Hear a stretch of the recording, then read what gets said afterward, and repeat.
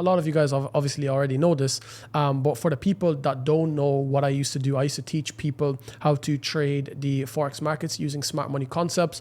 Smart money concepts back in the time when I actually started teaching it was not very popular, in fact. And then a lot of people started teaching it and it became very, very popular. And then ICT was always around, but then the split came and it was just like massive drama in the industry back at that time. But a lot of people did very, very well with it. And then I believe that smart money trading and ICT trading just became so difficult. It was like there's some sort of algorithm shift. I don't think it's true, but something definitely changed in the markets where it became very, very difficult. Was that kind of like the same experience for you, or? Yeah. There was a lot of different. There was like smart money concepts, and then there was like a lot of other concepts. And what really triggered me was the order flow you used to have. Yeah. It was very, very interesting. I was like, this is definitely another side to the markets that most people on YouTube don't actually show you. Yeah, 100%. And I mean, I remember you were in one of my order flow mentorships.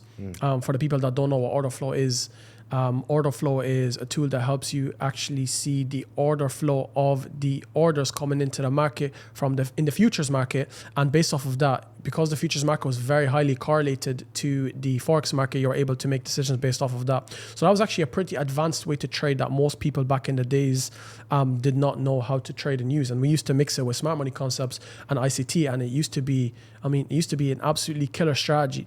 But I think me and you can agree that the biggest problem with that manual trading strategy in general was that we were taking trades on the 1 minute time frame. We were spending hours upon hours every single day on the charts trying to find that one trade, and I think it was pretty difficult, don't you think? Yeah, it was a very time consuming process, and we were indoors a lot. Yeah, indoors a lot. I mean, it was funny enough because at that point of my life, I cut off like so much people, like I cut off so much friends, and it wasn't necessarily that I just cut them off because I wanted to. It just kind of happened because you don't get in contact with them. And I personally don't think, the money that I made at that time was actually worth the time that I put in. Yes, I was profitable. Yes, I made money, but was it worth everything that I lost? There was points where I wasn't even going to the gym. And the funny thing is, gym for me is like pure discipline in life. Like I do not sway. Like I have to go to the gym regardless of what happens. And it got to the point where I was not hitting the gym. As people know as well, I fight as well, Muay Thai. So I stopped Muay Thai for a very, very long time, and my life just became Forex trading. It's pretty bad. It was not the best time of my life, which actually led me to eventually going on to automate trading, which we'll get into that a little bit. And when you were trading manually as well, were you finding profitability? Or honestly, not too often. Like I'd go through my periods where I would have good trades, and like just sometimes the mental health and stuff would just kind of set off trading a lot. Yeah. Mm-hmm. So like sometimes I'd just be having a bad day. I'd try and take a trade and I'd just lose it. Mm-hmm. It was a very difficult process trying to manage your emotions like throughout life, which then implement in trading. So your day to day somehow affects your trading, which was a very difficult thing to try and manage. And do you think that is actually the biggest problem for manual traders in general? Do you think it's a psychology aspect? 100%. The concepts are easy to learn, but it's actually managing and controlling your own emotions that control your profitability and your consistency in trading. And here's an interesting question that I like to ask traders a lot in general. Do you believe that a trader can get full control of their emotions?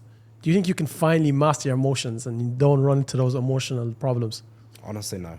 I truly don't think that's possible at all. We're not robots. We are human creatures, and we always will have emotions, no matter how well trained they are.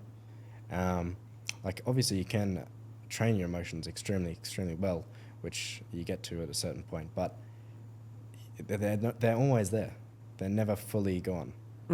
So you always have your doubt, you always have your greed, you always have those kind of emotions that just linger around.